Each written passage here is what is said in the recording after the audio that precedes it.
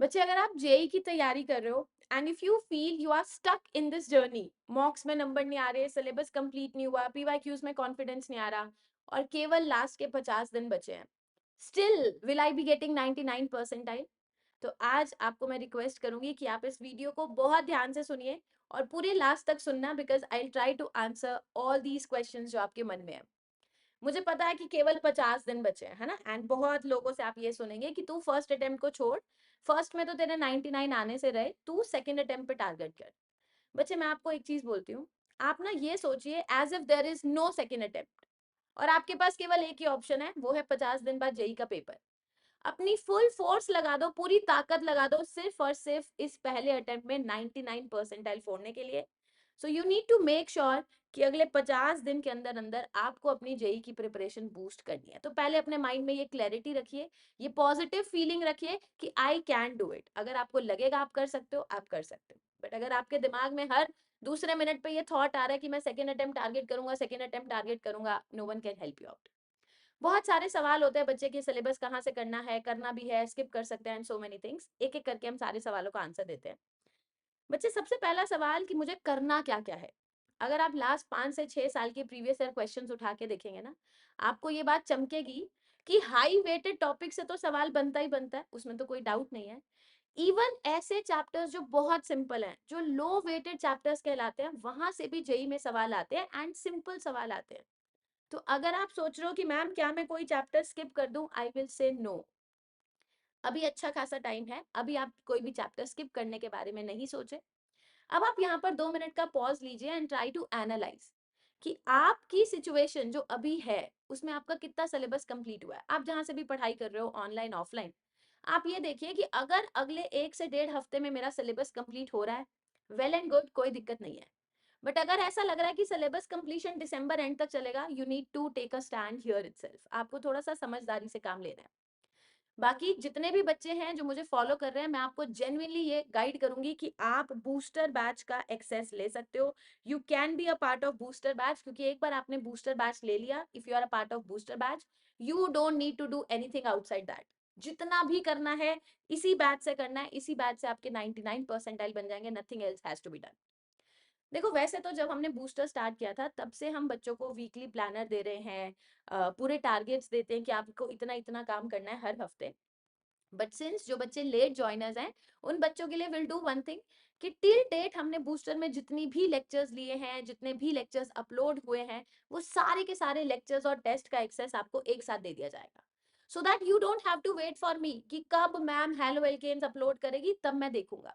आप अपनी पेस से सिलेबस कंप्लीट कर सकते हो, जो चैप्टर्स आपके नहीं हुए आप उन चैप्टर्स को पहले कंप्लीट कर सकते हो, सो एज टू टारगेट कि आपका सिलेबस जल्दी कंप्लीट हो जाए। So be a part of booster batch, it is more than enough. बाकी मैं अब थोड़ा सा डिटेल में डिस्कस करती हूँ। मैम, ये तो ठीक है कि हमने सिलेबस कंप्लीट कर लिया, लेट्स से सिलेबस कंप्लीट हो गया, थियरी हमारी सही चल रही है। अब मुझे बताओ क्वेश्चंस की प्रैक्टिस कहाँ से करनी है। तो बच्चे, पहली बात तो ये, you need to maintain a balance between theory and questions. अब इतना टाइम नहीं है कि आप 20-20 25-25 घंटे एक चैप्टर को दे रहे हैं। You are just doing the theory theory theory, और जो क्लास में क्वेश्चंस कराए हैं आप केवल उतना कर रहे हैं। इस तरीके से ना तो आप सिलेबस कंप्लीट कर पाएंगे, ना ही आप ये सो कॉल्ड बैलेंस मेंटेन कर पाएंगे। तो आपको थियरी तो करनी ही करनी है। जो चैप्टर्स नहीं आते उनको ध्यान से करो, जो चैप्टर्स ऑलरेडी आते हैं उनको 2x पे सुन लो, थियरी आपको कंप्लीट करनी है। इसके साथ आपको क्वेश्चंस की प्रैक्टिस करनी है। And now as soon as I say questions, आपके मन में आता है बेस्ट बुक बता दो, ये बता दो कितने साल के पीवाईक्यू करने हैं, तो मैं आपको इसका भी आंसर देती हूँ। अभी के लिए जो आपकी बेस्ट बुक है ना for the question practice, that is just previous year questions. अगला सवाल, कितने साल के पीवाईक्यूज करें?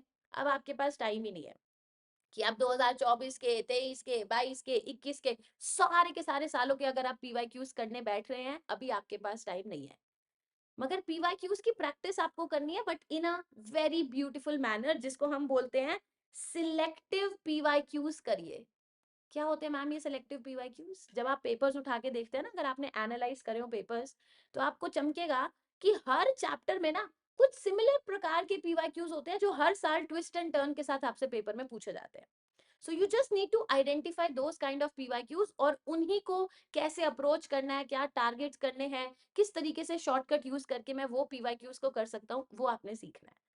एंड जैसे कि मैंने आपको बोला, बूस्टर सेशन के अंदर जो हम लाइव बूस्टर सेशंस लेते हैं, उन लाइव बूस्टर सेशंस का टारगेट यही होता है। वो काम हम आपसे नहीं कराते, वो काम हम खुद करते हैं। I divide the chapter into 6 to 7 parts, और हर पार्ट में मैं एक एक प्रकार के सवाल आपको कराती हूँ कि देखो, रेजोनेंस हाइब्रिड वाले सवाल आएंगे तो ऐसे करने हैं, रेजोनेंस एनर्जी वाले सवाल आते हैं ऐसे करने हैं, कार्बोकेटाइन की स्टेबिलिटी वाले सवाल ऐसे करने हैं। Same thing goes in math, same thing goes in physics. तो आपको एक अच्छा खासा आइडिया मिल जाता है कि ओ, इस चैप्टर के अंदर यही तरीके के सवाल आएंगे और इन्हीं तरीके के सवालों की प्रैक्टिस मुझे करनी है। अच्छा मैम, एक बात बताओ, मैंने सारी थ्योरी कंप्लीट कर ली, मैंने बूस्टर सेशंस देख लिए, मैंने पीवाईक्यूज की प्रैक्टिस कर ली, अब मेरे 99 परसेंटाइल आ जाएंगे? So you might be thinking ma'am हाँ करेगी, बट नहीं, क्योंकि अभी तक आपने जितना काम किया ना वो टीचर के साथ किया है। I was there with you जब मैं लेक्चर ले रही थी, I was there with you जब मैं आपको क्वेश्चंस की प्रैक्टिस करा रही थी, but I will not be there with you जब आप पेपर देने जाएंगे। तो now you need to learn to be independent, कि अगर मैम साथ नहीं है, सर साथ नहीं है, तब हमसे क्वेश्चंस कैसे बनेंगे। एंड यही मोस्ट इंपॉर्टेंट पार्ट होता है आपकी परसेंटाइल को इम्प्रूव करने के लिए। हर बच्चे को लगता है मुझे आता बहुत है, बट जब वो पेपर देने जाता है तो है ना, एकदम ब्लैंक हो जाते हैं। वो सिचुएशन आपके साथ ना हो, इसके लिए आपको अभी से मॉक्स देने की जरूरत है। अगर आप सोच रहे हो लास्ट में दे दूंगा, बच्चे let me tell you, last आ चुका है, इसके बाद और कोई लास्ट की उम्मीद मत करो। अभी से मॉक टेस्ट देना स्टार्ट करोगे तब जाके इंप्रूवमेंट देखने को मिलेगी। ऐसा नहीं है कि लास्ट के 2 मॉक टेस्ट दिया and we are like okay, अब मैं जेई में अच्छा स्कोर कर लूंगा, ऐसा नहीं होता। तो आपको मॉक टेस्ट देने स्टार्ट करने हैं। And if you are a part of booster batch, आपको मॉक टेस्ट भी अलग से नहीं खरीदने। You already get the access to votes. Votes is वोरा ऑनलाइन टेस्ट सीरीज। इस वोट्स के अंदर बच्चे आपके पार्ट टेस्ट होते हैं, you do get part test, आपके यूनिट टेस्ट होते हैं, यूनिट टेस्ट का सिलेबस ये सारा कुछ आपके साथ शेयर्ड होता है। एंड अब स्टार्टिंग फ्रॉम दिसंबर आपके हम फुल सिलेबस टेस्ट स्टार्ट कर रहे हैं। ये जो फुल सिलेबस टेस्ट है ये नए पैटर्न के बेसिस पे है। 20 आपके एमसीक्यूज हैं, 5 आपके न्यूमेरिकल हैं, बिल्कुल एनटीए के इंटरफेस पे होगा, टाइम लिमिट में होगा, रैंक्स आती हैं बच्चों की, आपको एनालिसिस मिलती है, एवरीथिंग। तो दीज आर मिनी जेई। जब आप जेई देने जाते हैं उससे पहले जो आप जेई के पेपर्स देते हैं वो यही वोट्स है, और इनका लेवल हम बिल्कुल मेंटेन करते हैं। ऐसा नहीं है कि केमिस्ट्री हर पेपर में आसान है, कि and everything will be unpredictable, कभी केमिस्ट्री आसान आ जाएगी, कभी मैथ्स आसान आएगी, कभी कुछ भी आसान नहीं आएगा। तो इस तरीके से पेपर सेट करते हैं so that you are use to do everything. तो मैं आप बच्चों से रिक्वेस्ट करूंगी कि आप एक बैलेंस मेंटेन करके चलिए इन 50 दिन के लिए। ऐसा नहीं होना चाहिए कि थियोरी ही पढ़े जा रहे हैं, रिविजन ही करे जा रहे हैं, क्वेश्चंस की प्रैक्टिस नहीं कर रहे हैं। देखो, मॉक देने का एक क्लियर मतलब ये होता है, ऐसा नहीं है कि आपने एक 3 घंटे का मॉक टेस्ट दे दिया एंड देन यू सॉ कि मेरे 180 नंबर आए हैं एंड यू आर हैप्पी और you are sad, whatever the situation is. ऐसा नहीं होता, इस मॉक को देने का कोई फायदा नहीं है। जब आप एक मॉक टेस्ट देते हैं, लेट्स से अभी जब वोट्स 1 होगा, वोट्स 2 होगा, आपने एक मॉक टेस्ट दिया, आपने 3 घंटे स्पेंड करे, मॉक टेस्ट दिया, आपके नंबर आए। नंबर आने तक बात खत्म नहीं होती, इसके बाद के जो 5 घंटे होते हैं ना वो बहुत इंपॉर्टेंट होते हैं। You need to sit and analyse कि मेरे नंबर कहाँ कटे हैं। क्या कोई ऐसा टॉपिक था जो मुझे लगता था मुझे आता है बट उसमें मेरे नेगेटिव आ गए? क्या कोई ऐसा टॉपिक था जिसमें मुझे करने में क्लिक ही नहीं कर रहा कि क्वेश्चन करना कैसे, ऑल मुझे थियोरी आती थी? या कोई ऐसा क्वेश्चन था जिसको मैंने करा तो सही बट 10 मिनट एक ही क्वेश्चन में लगा दिए? ये सारी चीजें आपको एनालाइज करनी है। And once you have analyse the mock test, आपको चमकता है कि यार ये टॉपिक मुझे आता ही नहीं है, तो अब ये नहीं कि आप दर दर भटक रहे हैं उस टॉपिक को सीखने के लिए। Just go to your booster. अब बूस्टर में आपको पता चल जाएगा, टॉपिक वाइज सारे सेशंस मेंशन्ड है कि यहाँ पर मैम ने रेजोनेंस वाले सवाल कराए थे। वो वीडियो खोलो, उस वीडियो को 1x पे देखो, 1.5x पे देखो, जितने में आपको समझ आता है उस पे देखो। उसके बाद सीखने के बाद come back to the question, उस क्वेश्चन को रीट्राई करो। और अब जब वो क्वेश्चन आपसे बन जाएगा तो उसको अपने डायरी में नोट करो कि ऐसे क्वेश्चन में मैंने ये गलती करी थी। एक मान लो सिमिलर पीवाईक्यू पेपर में आया एंड आपको क्लिक नहीं किया, कैसे करना है? आपको याद आ रहा है कि मैम ने कराया था बट क्लिक नहीं कर रहा, go back to booster session, वहां से देखो मैम ने कैसे कराया, note down the steps and फिर खुद करके देखो।